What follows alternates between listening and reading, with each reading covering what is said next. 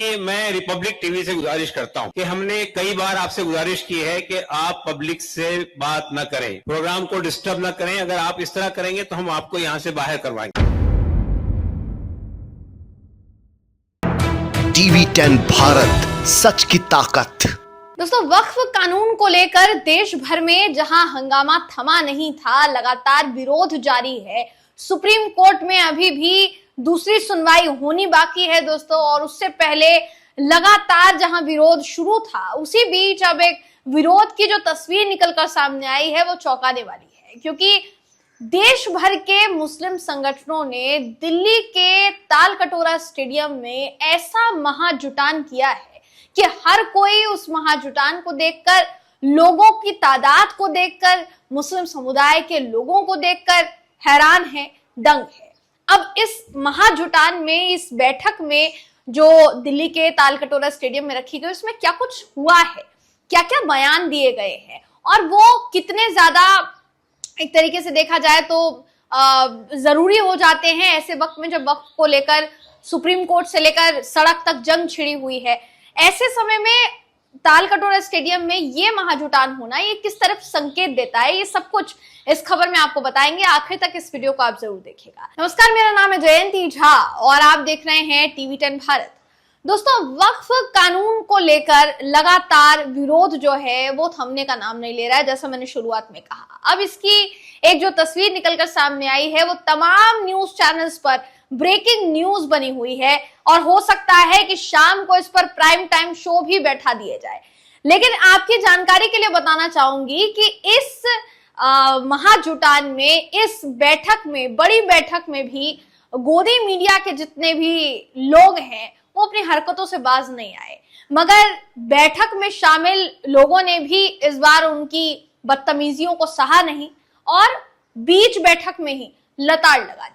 पूरा मामला क्या है, बाकायदा तस्वीर के जरिए आपको आगे दिखाएंगे, मगर उससे पहले आपको जरा बता देते हैं कि खबर क्या है। आपकी स्क्रीन पर इस समय वो खबर मैं दिखा रही हूँ, जिसके मुताबिक दिल्ली के तालकटोरा स्टेडियम में वक्फ संशोधन कानून के खिलाफ मुस्लिम संगठनों ने बड़ा विरोध प्रदर्शन किया।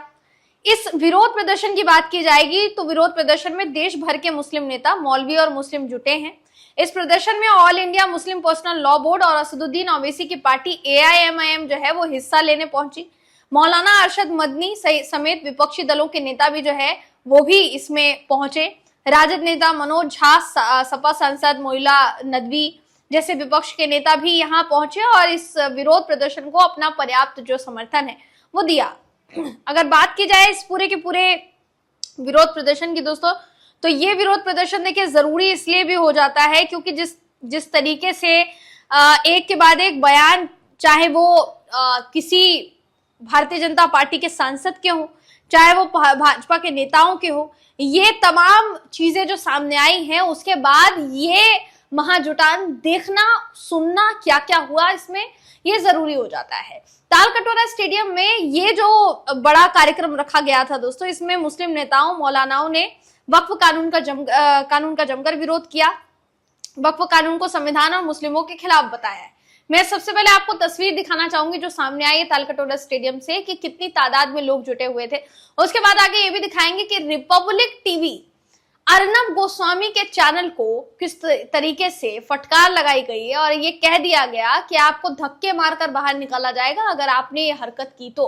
अब क्या हरकत की वो आपको आगे दिखाएंगे, मगर उससे पहले देखिए कि कितनी तादाद में लोग जुटे थे।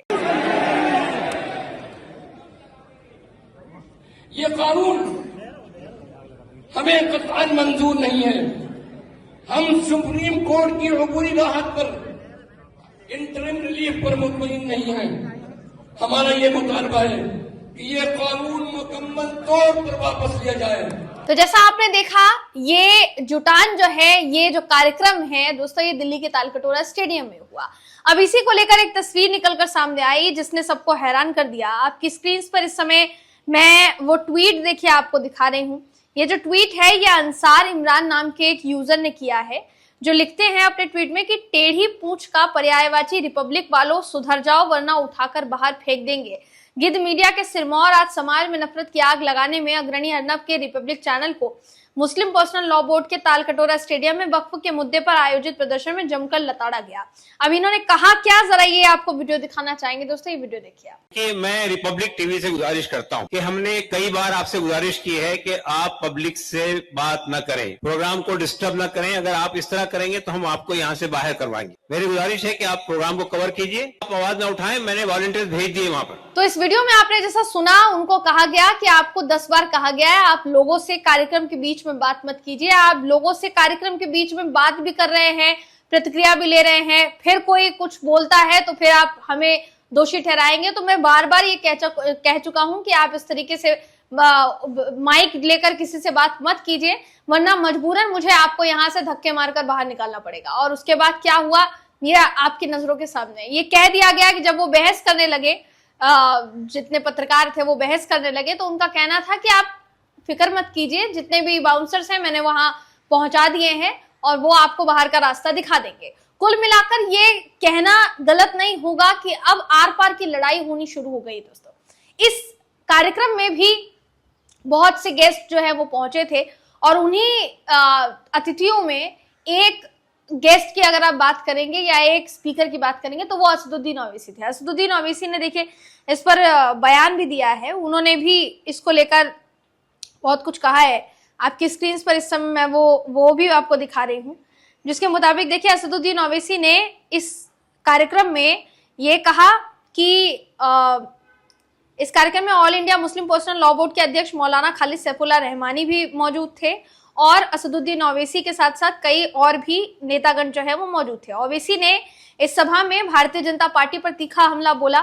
बीजेपी द्वारा जारी किए गए 16 पन्नों के बुकलेट पर प्रतिक्रिया देते हुए ओवैसी ने कहा कि वो इसका हलाल तरीके से पोस्टमार्टम करेंगे। ओवैसी ने बुकलेट के पहले बिंदु पर सवाल उठाते हुए कहा कि बीजेपी ने दावा किया 70% वक्फ की जमीनों पर कब्जा हो चुका है।